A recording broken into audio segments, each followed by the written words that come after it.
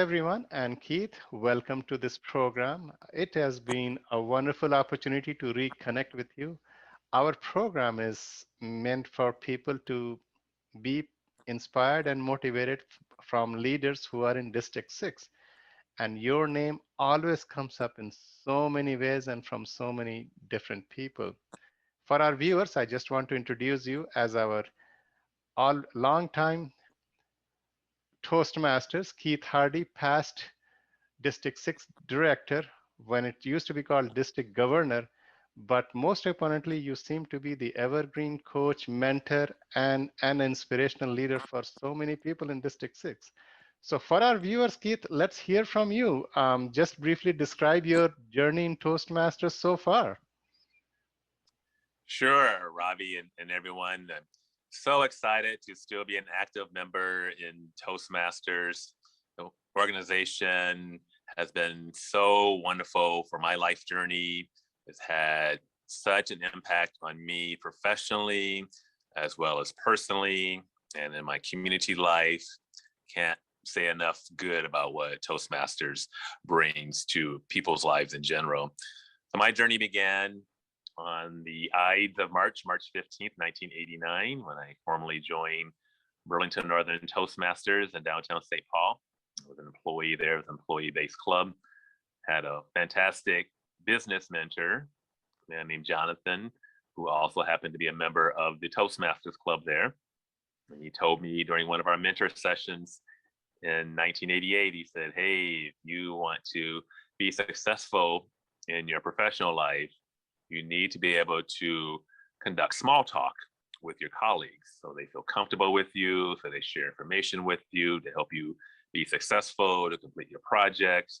And then ultimately, so you can go up to people who you don't know, colleagues you don't know, and find out something about them that's going to help you in your job. And that's how my journey began in Toastmasters. I was a classic introvert, the guy who didn't want to say much, sit in the corner and hide away during social gatherings, sit somewhere and read my book and all of that. So I was that kind of person coming up through college and my teen years and all. And getting into Toastmasters turned me from focusing on a career where I would be writing, my undergraduate degree was journalism, to someone who wanted to be trainer and engage people. And it's still pretty amazing when I think back on how I changed that mindset from being behind the scenes to being comfortable being out front every now and then. Nice, great to hear that. So Kit, I did not know that you are an introvert. Knowing you and have been spending so much time with you, I would have never ever imagined that you are an introvert, because to me, you exhibit that leadership ability where you encourage others to perform or go outside of their comfort zone and you help them make the transition. So that is great to hear. This makes me feel that people like me, who I considered myself introvert, and Toastmasters did turn me around into so many different roles. So it's so good to hear and about your Toastmaster journey. Now let's talk specifically about your main leadership role. What motivated you to take the transition or make the transition from just a plain Toastmasters to a Toastmaster leadership? And you can talk either about your role as a district governor or maybe the entire time as a district trio role, the roles that you performed. So what motivated you? Sure. Two people motivated me, Ravi. One is a fantastic woman named Violet Schmitz, who many longtime members know and met her sometime in their journey before her journey on Earth ended. And the other person is George Della Duca, who a lot of people in District 6 know as well. Violet was the area governor when I first joined Toastmasters in March 1989. She talked with me during that time. She was first time I got to know my club members. Then she came in to do one of her area governor visits, as people in that leadership role get to do with their clubs. And she came up to me. She was just so personable. Said, "Hey, my name's Violet. What's your name?" And, people who know Violet, they know how she was. She always gave you the eye contact, and authentically listened to you. And for some reason, I have no idea, we just had a good vibe with each other. She took a liking to me and sort of followed me those first couple of years as a club member. I think I served as secretary, was my club secretary, my first officer role. He was urging during that time. So it came to the Toastmasters year 1991, 92. There was a man named Richard Scarrow, Dick Scarrow, who was our area governor. And I think I had stepped up like vice president of education in my club at Burlington Northern Railroad. Dick had a career change, and he actually moved away from St. Paul, not working after St. Paul. So there was an opening. So this is like August, a month and a half into the new Toastmasters year. So George Del Duca was district governor at that time. So George talking, I'm assuming with Violet, say, hey, how can we fill this opening? So I get this phone call, because that was before text messages and a lot of emails. And it's Violet. She goes, Keith, I've always told you you're going to be a great leader. Here's an opportunity for you. And Violet just had a way of asking a person, asking you to do something. And it's almost like your grandmother, because she was already into her senior years. It's like your grandma going, hey, could you do something for me? And so it's hard to say no to her. And she was firm, but not pushing. And so I just asked questions. I said, I would think about it, but it sounds like a big opportunity, big responsibility. Tell me more about it. So she talked to me about what I would do as area governor. And then I said, well, let me think about it, but I feel comfortable saying yes. So then the clincher was George called me. So George Del Duca, as district governor, called and said, hey, I hear all these good things about you. Would you please consider serving as area governor? You'll get full credit, because that was part of it, getting the credit with Toastmasters International for the service. And so that's how it happened. And I jumped in. All these club members, officers, the experienced members were helpful. Do this, Keith. Here's the information you need. This is paper and phone calls and in-person visits. So that's how we did our area governor work back in the day, especially in the early 90s. And then the clincher for me to continue on in district leadership, because I was just going to do that and just step away. Remember, I'm still an introvert. I'm still interacting with people. But the clincher for me, and he didn't do it for this purpose, but he did it anyway.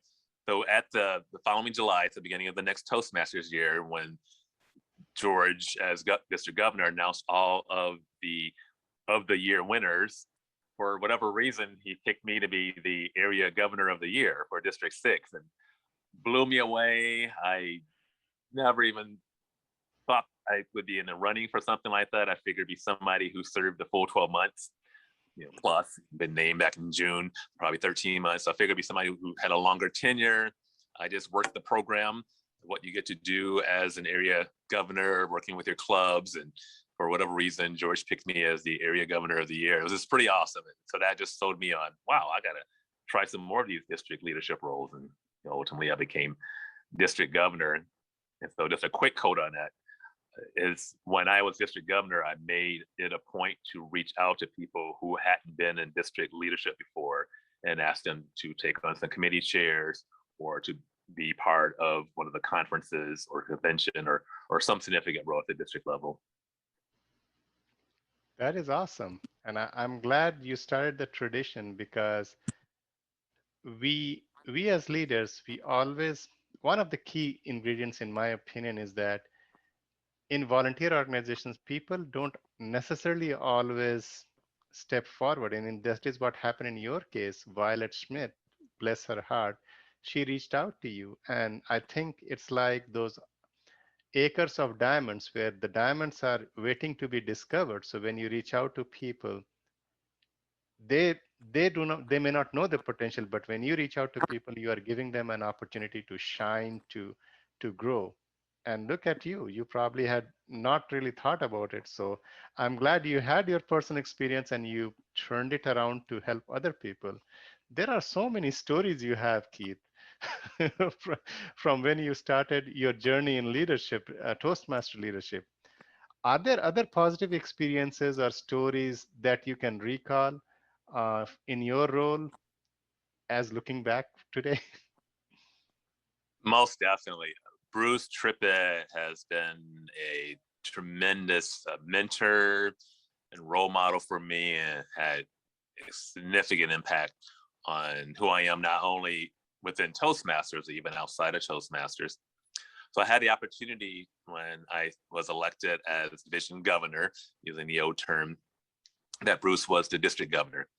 And Bruce's philosophy as the District 6 governor, and at that time, when we began the Toastmasters year, 1993-94, District 6 was already top 5 in the world in terms of number of clubs, most clubs. So what this, and we had 8 divisions back then. So what Bruce told the 8 of us, when his first meetings with us as the division governor team, he said, hey, I want you to lead your division like a mini district, because your division, for many of you, are bigger than some of the districts around the world. Some of the newly formed districts had fewer than 30, maybe fewer than 40 clubs. So some of us actually had divisions that were bigger than some districts around the world. So what Bruce did is he lifted our mindset. He lifted our mindset to say, hey, this is a significant role that you have. What I do as district governor is support you. I bring you resources, I answer questions, I do whatever I can to help you be successful. But if you lead your division like a mini district, then that's going to help your club members and your clubs have even greater success. And I just love that mindset, Ravi, and I'm hoping current trio leaders, especially those who are district director, share that same mindset with their division directors. So even if a division only has 10 clubs or 20 clubs, you run that like you're the district leader, in terms of how you connect with your area directors and how you encourage your club leaders. So I love that mindset. So Bruce was just so awesome. And then what Bruce also did is he helped me get my job at Super Value headquarters, because Bruce was already employed there. So he helped me professionally as well. So again, that's something I've carried forward since my district trio days, when I talk to current leaders, especially new leaders, and say, hey, lead it like it's a big operation, not to be scary, but just this is a tremendous opportunity you have. So whether you're a club president, an area director, a district committee chair, so whatever your leadership opportunity, just run that like it's a big opportunity. And so what you bring to the table, how you encourage others, that level of success and that mindset of quality, I'm going to do the best job I can. I'm going to help you to have the best experience you can as a club member, as a club, whatever your role may be. That's all part of what Bruce trained the 8 of us to do back in 93, 94. Excellent mindset. Treat your division like you are running your own district. In fact, before I started my trio journey, I looked at some of our divisions before when we were one big district, 6 and 106. And I felt the same thing. I would look around the world, and some of those districts are just slightly bigger than one of our divisions. So having a mindset does open things up. So excellent. I hope our current division directors are going to listen to this and be inspired. So when you are district director or even division director, what were some of the challenges during your leadership role? Do you recall any challenges, some interesting ones? Yes, all leadership journeys have challenges. So I was the chronologically youngest district leader in the district's history, still am. I was 32 when I was elected. I brought a lot of energy and passion to the role, and then I brought some headstrongness to the role. So some of my challenges I brought upon myself. Now I can look back and laugh and know how to better interact with people. Back then, I was open sometimes with some of my viewpoints that may have disagreed with the mainstream.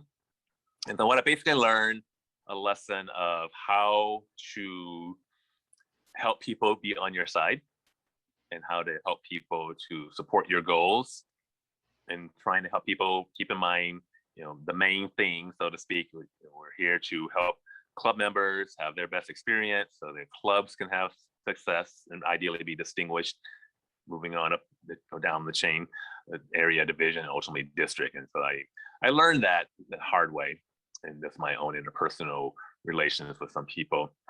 The other challenge I had, because the district is so big back then, you had more than 250 clubs, is how to stay connected at the club level. And so I had to balance that. I'm a district leader, but I want those club members, when they get a newsletter with my information in there, or if they happen to got something in the mail, I guess this is before all the electronic communication, that they thought, okay, I noticed Keith Hardy. I remember he came to our club meeting, or he came to our charter party if it's a newer club, or I saw him at a club officer training, or I went to a district conference and he shook my hand.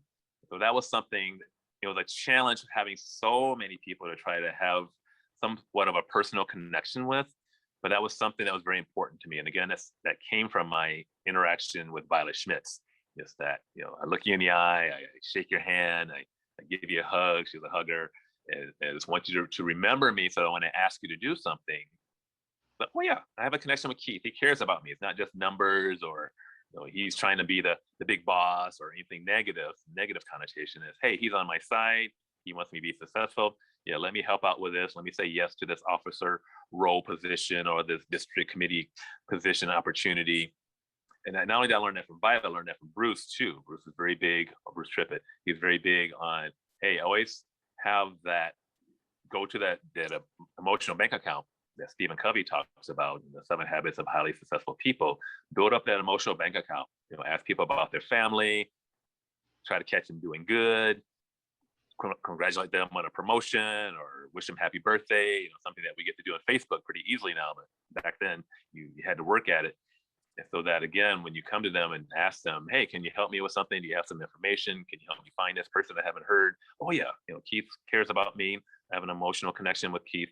Let me say yes. So that was, it was a challenge having so many people, but I worked it. I tried to work it, so to speak, and build that personal relationship, so that when people heard my name or read my name, oh yeah, I know this guy. He cares about me. He's not just in it for himself or a big ego or to get the numbers or anything like that. Keith, I can definitely relate to the personal relationship, because that was something big for me as well. In the end, in Toastmasters, the leaders come and go. We have members who will come and go, but the relationship is so precious that stays with us. So I can really relate to when you say that you build a personal rapport, and whenever we'll get the newsletter, I wish we continued with the paper, so we can relate. I mean, before the subject matter or what the newsletter says, we want to know the person.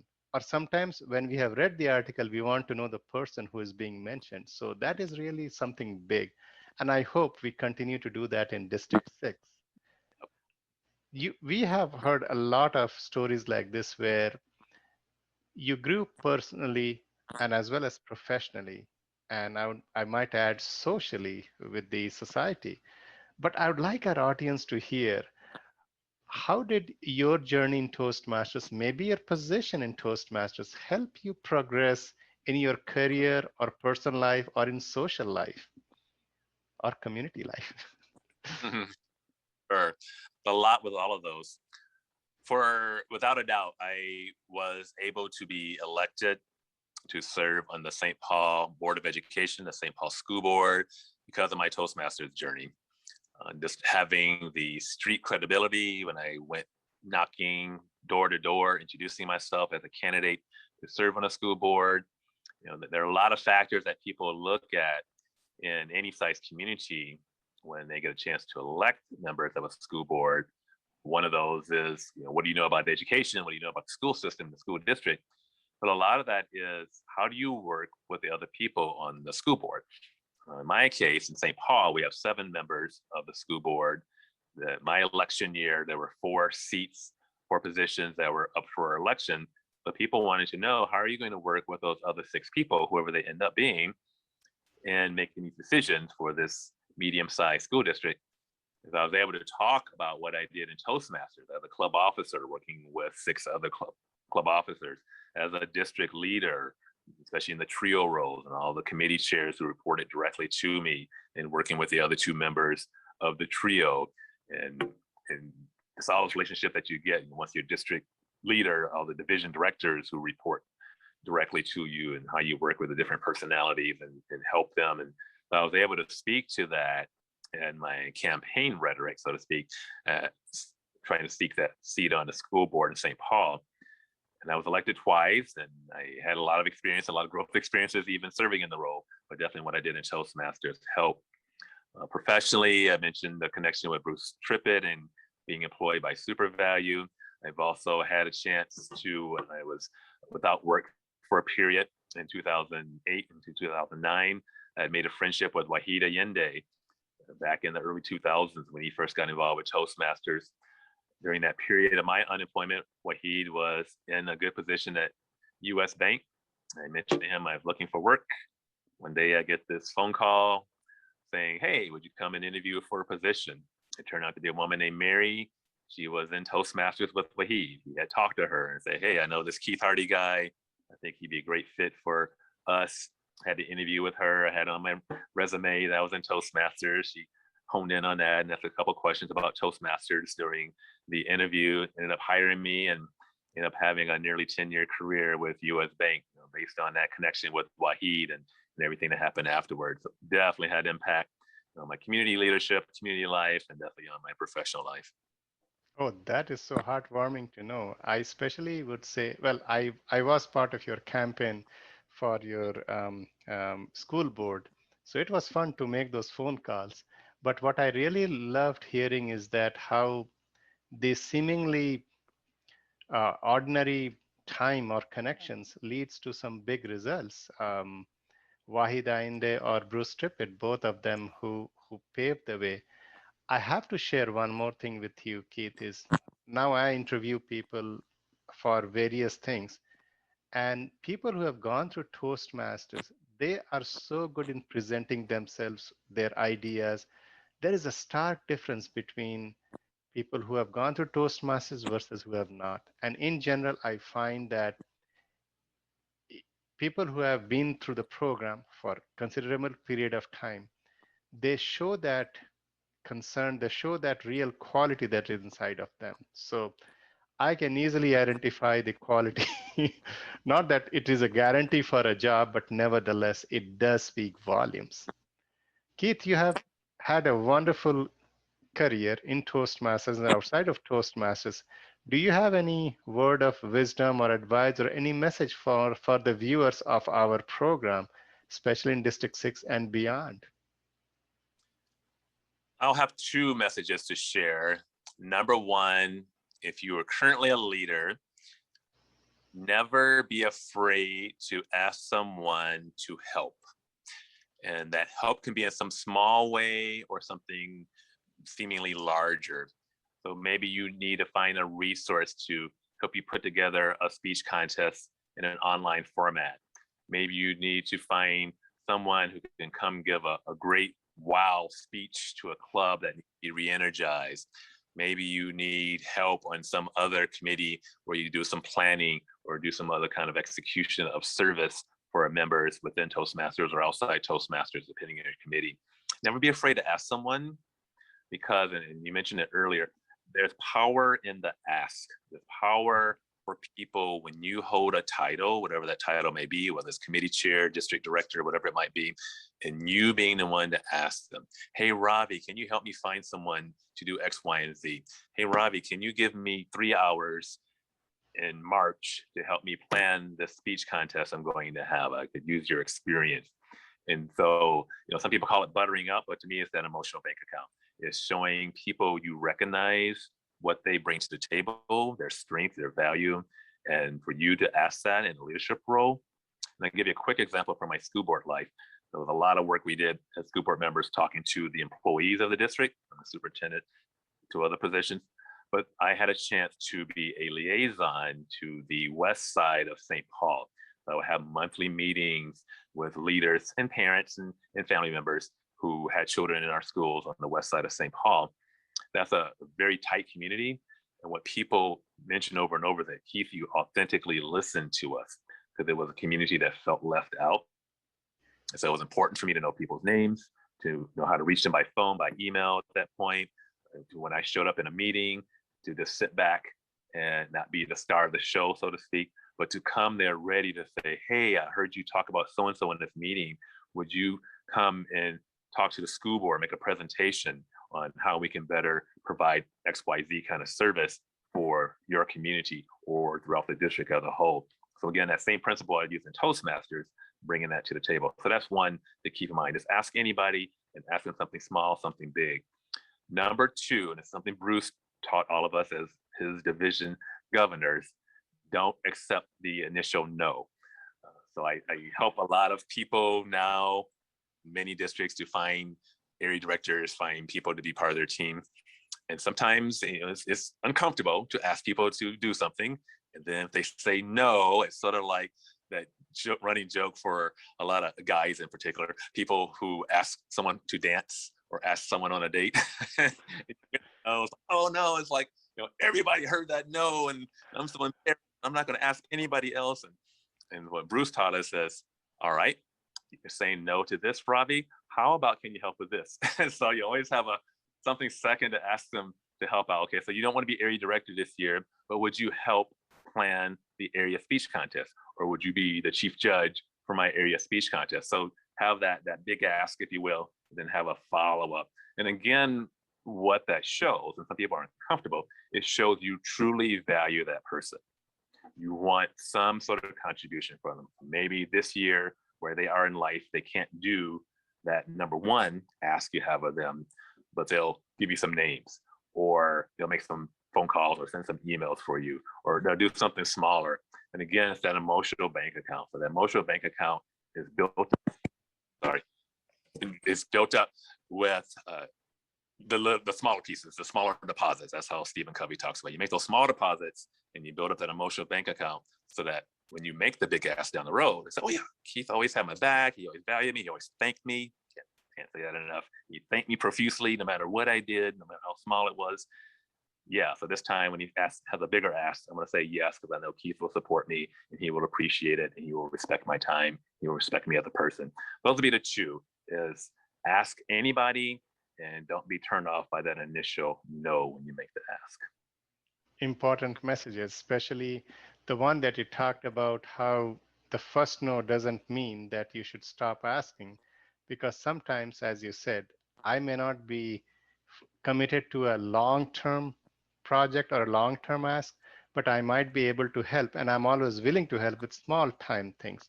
So I think as a leader, we also want to fill out not only the long gaps, the long needs or big needs, but also the small needs, which we have so much in District 6. So thank you for sharing that. Keith, I really appreciate your time, and you appreciate your time serving as a district director. Boy, 32 years old and you served as a district director. I think it will take a long time for us to break that record. But we have new generations coming up, and I hope they get to see you, hear you, and meet you in person to be inspired and take their step towards leadership journey, whether it is at area director or all the way to the district director. Thank you for serving all of us and for serving the community. It has been a pleasure and an honor to talk to you today. Have a wonderful day, and we look forward to seeing you again at the next Toastmaster event. All right, thank you so much, Robbie. Okay, bye now.